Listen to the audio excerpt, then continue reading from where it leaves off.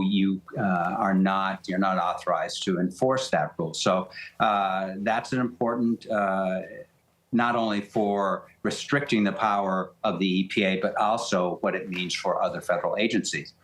The other ruling is the opioid ruling. There was a multi-billion-dollar settlement reached by the opioid manufacturer Pharma. But what was critical as part of that bankruptcy settlement, it was Purdue Pharma had filed for bankruptcy, and a plan was approved that provide for billions of dollars to be paid for the victims, but it provided a shield for the Sackler family who own Purdue Pharma. It shielded them from any civil liability. Today, the Supreme Court said that shield is not allowed as part of our bankruptcy code. So that deal is done, it's off, and it's back to the bankruptcy court.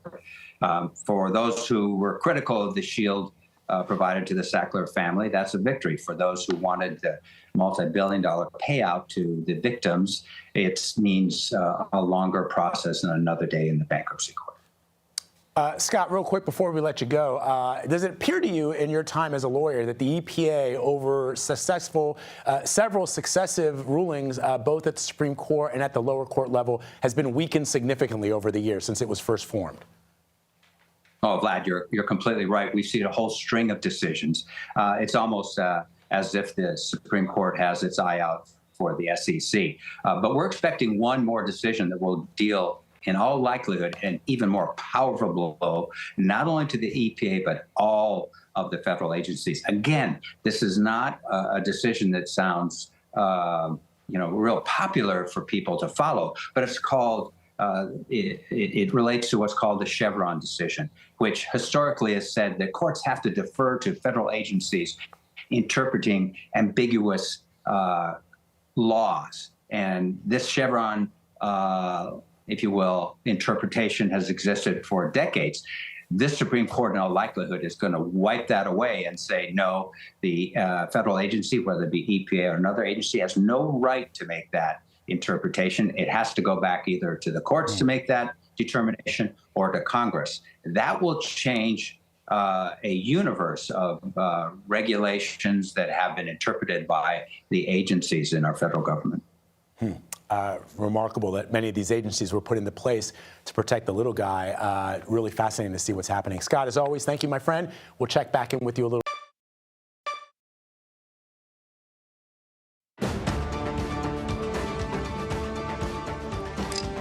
This is a CBS News special report. I'm Norah O'Donnell in Washington, D.C. We have breaking news from the Supreme Court in another case that impacts abortion rights in America. This follows the justice's decision to overturn Roe v. Wade ruling 2 years ago. Now, this time, the court was asked to decide if doctors can perform abortions to treat a serious medical emergency in a state with a near-total abortion ban. We got an idea of how the court would rule on Wednesday when a draft version of the decision was accidentally uploaded to the Supreme Court website. Then it was quickly taken down. Let's get right to CBS News Chief Legal Correspondent Jan Crawford with the ruling. Jan, what did the justices decide? Well, I mean, this appears to track exactly like that brief glimpse we got yesterday of the draft opinion, where you have 5 justices, a coalition of conservatives and liberals, coming together to dismiss this case, which would send it back to the lower courts in Idaho for further study. Now, why that is important, as Justice Kagan points out in her opinion today, she was one of the 5, we should dismiss this case, she agrees, and in doing so, that will prevent Idaho from enforcing its abortion ban when the termination of a pregnancy is needed to prevent serious harm to a woman's health. And that was the issue. Idaho had passed, as you said, one of the most restrictive laws banning abortion in the country after the justices overturned Roe v. Wade 2 years ago. It allowed abortions only to save a mother's life and in cases of rape or incest. The Biden administration sued. They pointed to a federal law that guarantees emergency room care, stabilizing care for patients. And they said that care could include abortions when a mother was facing serious health complications. Idaho law, only abortions where the life is at stake. So they said there was a conflict. The federal judge below said, yes, there is a conflict, and the federal law trumps this Idaho law, and he put it on hold. So today we're back there. The Idaho law is on hold. Those abortions can resume in the state of Idaho, and Idaho is one of 6 states with these kind of bans. So this case goes beyond Idaho potentially as well. But just to remind the real world situation, let's say you are a pregnant woman, you are having a miscarriage, you go into the emergency room in Idaho, and doctors there, OBGYNs, wrote in a letter as part of this filing to the Supreme Court, they were concerned that they could be prosecuted if they gave an abortion to this woman who had had a miscarriage, unless it was to save the life of the mother, that legal distinction. The question was, what about the health of the mother? What if this threatens her health and fertility in the future? And Associated Press had pointed out that because of this concern by doctors, 6 patients had been medevaced out of the state of Idaho in order to get care. So the real world effect today is what for pregnant women if they believe and their doctors believe their health is at risk? Under what the court has done today, those abortions should be able to resume in Idaho. But you're absolutely right. And we've spoken to so many doctors about this, and doctors who are there on the ground in Idaho. And they're grateful. I mean, we talked to one yesterday who said she was grateful that the court has kind of restored the status quo. But there's still confusion. There's still fear. This is a felony in Idaho that doctors could be facing if they run afoul of this Idaho law. So while, yes, there may be some relief that it's resorted back to the status quo, the abortions can resume in these medical emergencies, that's still a lot of uncertainty there in that state. And I will say 1 in 5 OBs have left the state of Idaho since the court overturned Roe That's versus right. Wade. 22%. Idaho has lost 22% of their OBGYNs because those doctors say, I don't want to deal with the legal issues. So that has affected general care for women in the state of Idaho. The legal issues and the threats, the repercussions of laws like this, the uncertainty about what you can and cannot do, what care can be provided, all of these come, Nora, in an atmosphere of great uncertainty. And when the court took this case up, it created 6 months of this actual law taking effect and 6 women's lives being materially disrupted. And when the court took it up, it said, we'll decide this case on the merits. As Jan will tell the audience, it is not deciding this case on the merits. It's not deciding whether this 1986 federal law universally protects care that stabilizes the health of a woman in distress. It does not. This means this will come back, and to put this in a political context, Nora, we have a debate tonight between 2 presidential candidates. And the last time they met, Joe Biden said abortion is on the ballot. Donald Trump said, what do you mean abortion's on the ballot? And Joe Biden said abortion rights in this country will be affected in the future. They are now. They're on the ballot in every state in the country. And this conversation will continue with long-lasting political effects. Because this would not be an issue before the Supreme Court had not the Biden administration sued the state of Idaho. Right. And had the Supreme Court not issued the Dobbs opinion. I have to say, again, I'm going through some of these opinions. It is an unusual coalition of justices. You have 2 liberals, Justice Kagan and Justice Sotomayor, and then you have the Chief Justice, Justice Amy Coney Barrett and Justice Brett Kavanaugh coming together to dismiss this case, which then, as we said, restores the status quo, allows these abortions to resume. But Justice Barrett, in her opinion, emphasizes that when they took the case, the law looked very different. In that interim, the Idaho Supreme Court has weighed in, the legislature has weighed in, and they have said in Idaho, these kind of abortions for serious medical emergencies are allowed even under the Idaho law. So they've given this guidance. Justice Barrett is saying the case has changed. We need to have this go back to the lower courts. But again, to Nora's, your point, the doctors still feel right now tremendous uncertainty. I want to bring in Jessica Levinson, our CBS News legal contributor and also a Loyola Law School professor. Jessica, it is so good to have you. This one is interesting, as we have just been talking about. Why is it unsigned, and why did Justice Ketanji Brown Jackson write a partial dissent? So per curiam means it's from the court. And what Justice Jackson said is, I'm ready to decide. She said, why are we sending this back down? I'm looking at a federal law, and the federal law says stabilizing treatment, and that includes life or health. And I'm looking at a state law, and the state law says only abortions for life. And what she's saying is there's a difference there, life and health versus life.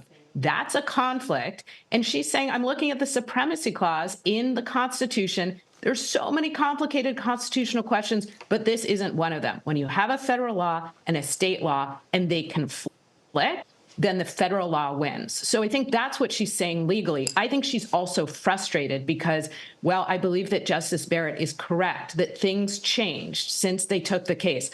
Idaho said their exception is broader, and the federal government, frankly, I think also said their mandate is narrower. So that daylight arguably did collapse a bit between the two laws. But I don't think Justice Jackson wants to send this back down. She says, I'm ready. This was briefed. Let's go. And that's why we have this separate concurring dissenting opinion from her. I mean, this is is so fiery, fascinating. too. I mean, Jessica's absolutely right. I mean, it is fiery. I mean, she says today's decision is not a victory for pregnant patients in Idaho. It is delay. And then she goes on to say the court had a chance to bring clarity and certainty to this tragic situation, and we have squandered it. So she is alone in saying that. You do have the three conservatives, some of the most conservative justices, kind of saying, agreeing with her on one point, yeah, we should have decided this today. We don't want to dismiss it. But they would have ruled for Idaho. So, like we said, we have those five who are saying we're going to dismiss it. As Jessica discussed, Justice Jackson's like, no, we're ready. Let's go. We need to decide this now. This is just more delay. And then you have the three conservatives saying we need to decide this now, too, because we think Idaho's law is perfectly fine. Once again, a reminder that abortion rights, reproductive rights, not only an issue in state races, in legislatures, but also before the Supreme Court as people still deal with the overturning of Roe versus Wade 2 years ago. And this is the first case for the court to look at, a state ban criminalizing abortion. This is the first one they've had since they overturned Roe versus Wade. And when the court decided, Dobbs, overturning Roe versus Wade, it said states will be laboratories and they will experiment. Well, those in Idaho who oppose abortion rights wrote this law, and as soon as it was scrutinized, as soon as it became clear what the ramifications of it were, they began to backpedal under legal pressure and the visibility of what the implications of that law actually were. So this laboratory idea, yes, it's playing out, but trapped in the middle of that laboratory experimentation are women who have pronounced medical concerns, health risks, and they don't know where to go, and doctors don't know how to intervene. Who fear prosecution. Jen, I do want to ask you, too, because, well, tonight we'll be watching and covering here on CBS that presidential debate.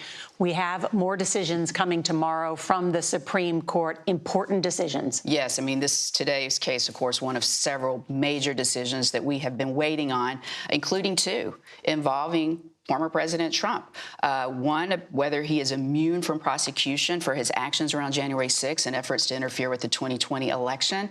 And then if he's not immune, what can he be prosecuted for? Those are major questions that the court is poised to resolve either tomorrow or perhaps sometime next week that will have a direct impact on special counsel Jack Smith and whether he can bring this case to trial before the election. Important news from here in Washington. Just to remind everybody, once again, the breaking news from the Supreme Court. The justices ruled that emergency abortions are allowed in Idaho in rare cases to protect a woman's health. And, of course, this will have implications in the 5 other states that have this near total ban. Our coverage will continue on CBS News 24/7, your local news, and a full wrap-up tonight on the CBS Evening News. And as I mentioned, we're going to see you tonight for coverage of that presidential debate and where we can expect to hear from the candidates on these very important issues. This has been a CBS News special report. I'm Norah O'Donnell.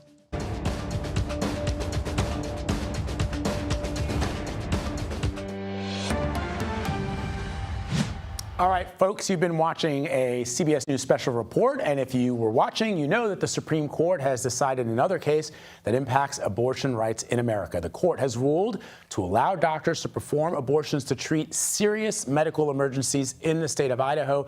That is a state with a near total abortion ban. This follows the justice's decision to overturn Roe versus Wade 2 years ago. Now, we got an idea of how the court would rule on Wednesday when a draft version of that decision was accidentally uploaded to the Supreme Court website. It was quickly taken down, but we had a little preview. So let's continue to dig into what this ruling means with defense attorney and former federal prosecutor Scott Frederickson, who joins me now. CBS News campaign reporter Shauna Mizell is also joining us. Scott, let me begin with you, and let's dig into a little bit of what we heard at the end of the special report. The implications that this ruling will have for the other states that have similar near total abortion bans on the books. What does it mean for them? Well, that's a great question. And unfortunately, I think the Supreme Court's decision today leaves that a bit unclear. Keep in mind, this decision today reinstates an injunction issued by the lower court, which means in Idaho, abortions can go forward where it is necessary to stabilize a woman's health. That likely means in the other 6 states, that is the law now. What I mean when I say it's somewhat ambiguous is that the Supreme Court today dismissed the case. It did not issue a substantive opinion. It said this case should not have come before us. It was improvidently granted, so they're sending it back for further litigation. All that means is that we're going to see a lot more litigation about this and related abortion cases. For the time being, it's a victory for those who have challenged the Idaho law in connection with the federal statute, which mandates that all hospitals anywhere are required to provide care to stabilize a patient in emergency situations. So for now, that is the law. But it also means that for now, we're going to see a lot more litigation. And I would add that Justice Jackson, in his very strong dissent, pointed out that essentially talking to her colleagues that we're ducking that issue when we are perfectly prepared to address it today. 3 other conservative justices essentially agreed with her as well. But in the end, that will come at another day. For now, the law is that the Idaho hospitals and others in those other 6 states who are restrictive abortion laws must provide abortions to women when their health requires it to stabilize their situation. All right, Scott, thank you so much for standing by for these decisions. We'll be talking with you as we await more decisions, perhaps tomorrow or even next week. Thank you very much. As promised, CBS News campaign reporter Shauna Mizell joins us now. So let's talk about reproductive rights, Shauna, and how they've been such a big campaign issue. There's a big debate tonight. How do we expect the candidates to address the decision from the Supreme Court today? Vlad, good morning. We're already here in Atlanta ahead of tonight's debate. And in the wake of this decision, the Biden campaign is already responding. We have a senior advisor to the Biden campaign on this Supreme Court decision saying women's health, lives, and freedoms remain in peril across the country because of Donald Trump. Because of Trump's Supreme Court majority overturned Roe versus Wade, women are being turned away from emergency rooms and forced to the brink of death before receiving the care they need. You can almost expect Joe Biden to similarly take this approach tonight on the debate stage. We know abortion has been a huge part of Biden's re-election campaign and platform, and it is one of the issues that he says should be top of mind for voters, and he is really hoping that this is one of the issues that will propel him back to the White House, particularly in some of those swing states where we could see abortion on the ballot, like Arizona and Nevada. So, Shauna, you've been on the campaign trail all year long. What are voters telling you? And not so much voters who are Democrats who already plan to vote for President Biden, or even Republicans who already plan to vote for Donald Trump. I want to know about those undecided voters, those people in the middle, perhaps independent, perhaps suburban women. What are they telling you? That's the really interesting part, Vlad. This issue of abortion really has voters split and rethinking how they've talked about this issue in previous years since the Dobbs decision. You've seen issues like IVF procedures kind of come into focus, and now it has become a whole gambit of reproductive rights. So those undecided voters, even voters who say they support former President Donald Trump, are still trying to quell that opinion with believing that women should have access to abortion. And even those who don't believe in abortion are trying to reconcile that with kind of seeing that they believe some women should have access to abortions in certain cases like incest or rape. All right, Shauna Mizell reporting for us from Atlanta, where that debate is happening tonight. Shauna, thank you so much. Appreciate it.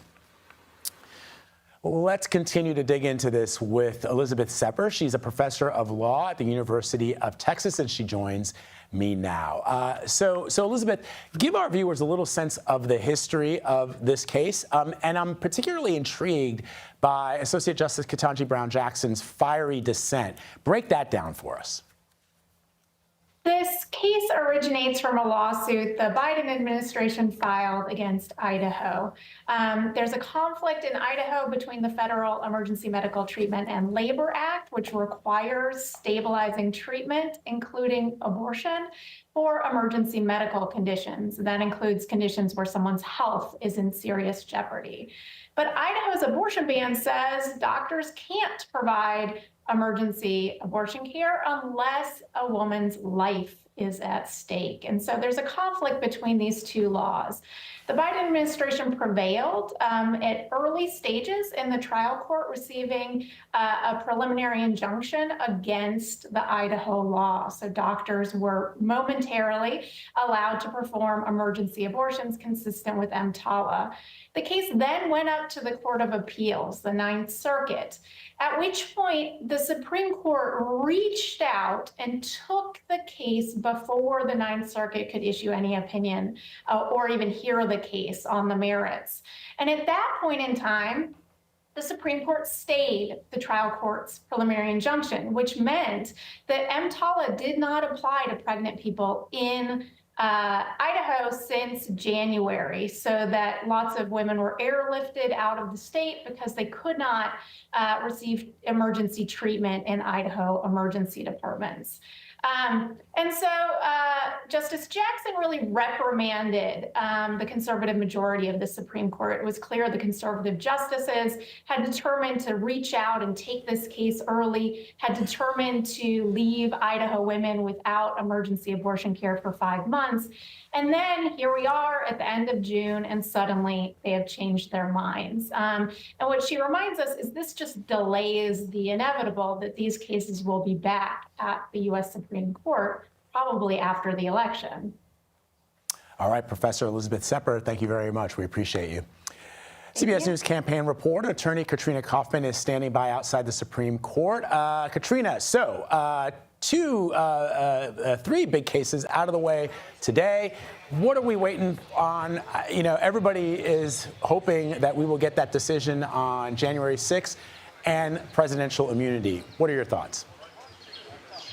We're waiting for both of those decisions, and a lot of people think that immunity will probably be the last one that this court puts out. I mean, the Supreme Court can be unpredictable. As of now, tomorrow is the final opinion day on the calendar, but it's starting to seem quite likely that this could bleed into next week. And of course, that immunity case is about whether or not a president is immune from criminal prosecution.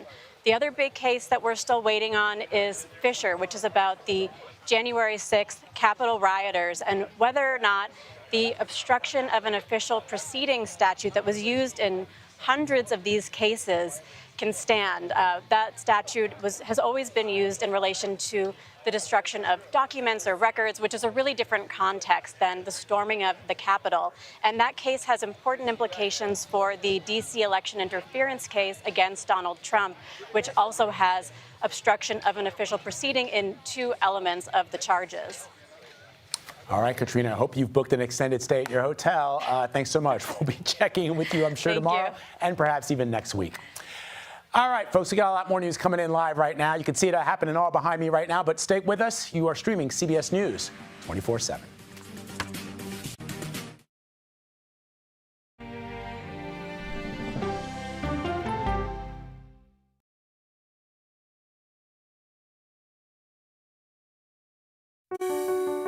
Washington is the seat of power. National security, foreign policy, global economics, every story comes through Washington in some way. We bring some of the most powerful voices in America to the table. We don't just ask the questions, you have to go deeper. We try to understand what's at the heart of the issue we're talking about, to then come forward with solutions. Face